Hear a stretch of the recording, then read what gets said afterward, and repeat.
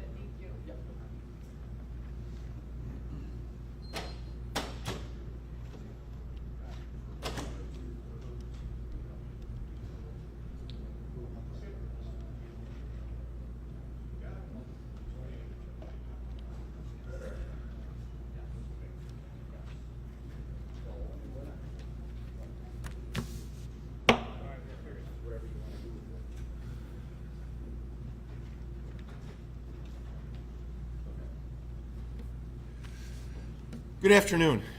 I'm joined by Chief Napolitano from the fire department, some of his command staff, and also Sean Krumholtz from ATF, who's going to be speaking in a bit. As we stated earlier, 2 a.m. yesterday morning, so this would have been Sunday night. Sorry, our days are blending in together for all of us. 1200 block of Portland Avenue, as I stated before, officers and the Rochester Fire Department responded for a structure fire. 5-year-old Malachi Stowell was rescued from the fire by the Rochester Fire Department and is currently still in life-threatening condition in Strong Hospital. 2 firefighters were also injured during this effort. Major Crimes in the Arson Task Force, which is comprised of the Rochester Police Department, the Rochester Fire Department, and the ATF, have been investigating this incident. The investigation has found that the fire was intentionally set. As a result, the ATF is offering a $5,000 reward for information leading to the arrest and conviction of the individuals responsible for setting the fire. I would like to thank ATF for their continued partnership in fighting crime here in the city of Rochester. And I need to ask the community, as I did yesterday, for support in holding these offenders accountable for seriously injuring such a small, innocent child. Certainly no one deserves to suffer like this, but especially a 5-year-old child who was home in his bed when his house was set on fire. It's on all of us together to bring these people to justice. In a moment, I'm going to have Captain Frank Umbrino speak about the investigation, but first, I'd like to introduce Sean Krumholtz from the ATF. Good afternoon. First, I'd like to start off by saying our hearts go out to Malachi and his family and friends at this time. We'd also like to recognize the fact that the firefighters were injured here as well, and we support them. This was a senseless tragedy, and the future of this 5-year-old boy and his family is forever going to be affected. ATF has a long-standing relationship with the RPD and the community, and this is no exception. We have dedicated our fire and arson experts to this, and we are also happy to contribute this reward to the investigation. We want to follow the facts in this investigation and where they lead us, and to do so, we need the help of the public. So please, if you have any information related to this arson, call Crime Stoppers. Thank you very much.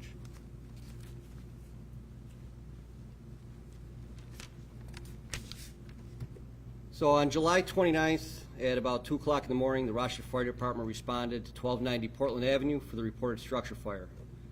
The fire department arrived. They found the duplex engulfed in flames. They received information on the scene that there was at least 1 child trapped inside upstairs. Rochester firefighters entered the burning structure and found 5-year-old Malachi unconscious in his second-floor bedroom. He was taken out of the house by firefighters through a second-story window in his bedroom. He was rushed to URMC, where he still is today, fighting for his life.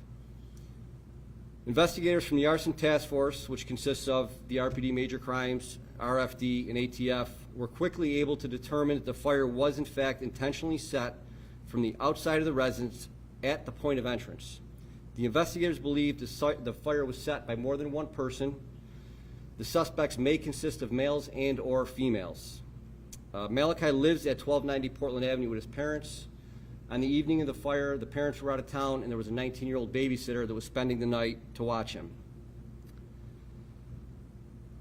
The fire, it spread so quickly that the babysitter was physically unable to make it up to, even attempt to make it up to the second floor to get the child out. She was treated at the hospital for smoke inhalation and has since been released. The adjoining apartment at 1290 Portland Avenue was occupied by 7 people that ranged in age from 3 to 49 years old. They were all able to self-evacuate, and they did not sustain any injuries.